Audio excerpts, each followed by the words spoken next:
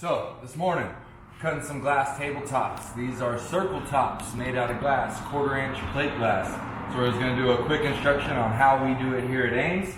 I know you might do it a different way, but this is how we do it. So the guys coming up underneath me, the guys new hires, or you've been here a while and hadn't cut any circles. This is how we cut glass circle tops at Ames Mirror and Glass. We have an old circle cutter. It doesn't stick that well, so you spray a little spray away right there and make it stick a little better. Cutting 23-inch diameter tops is in the way. You want a good overhang on each side, usually about at least an inch. So these are 23, so I cut 25 by 25 squares so that I can cut my circle tops. Boom. The roller on that thing's a little old, so we want to make sure we get plenty of oil there behind it. Cool off the cut when we go. Get you a nice spin, make sure it ain't gonna move on you and your wheel ain't skipping. So we're good.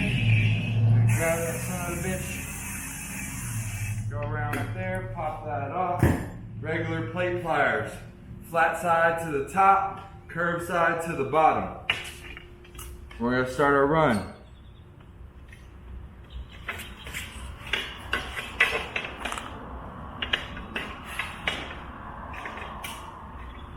You don't have to press too hard, nice and gentle. Use your fingers underneath to get you a good run. Apply pressure to make it run all the way through. Now we're all the way through. Take your little cutter. You don't even got to cut all the way to the circle. Stop a little bit before it. Running pliers running up to it.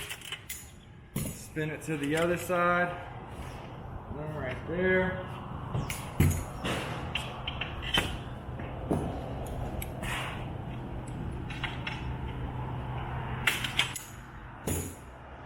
Pulls right off. Push that one off. Boom. Got us a circle, baby.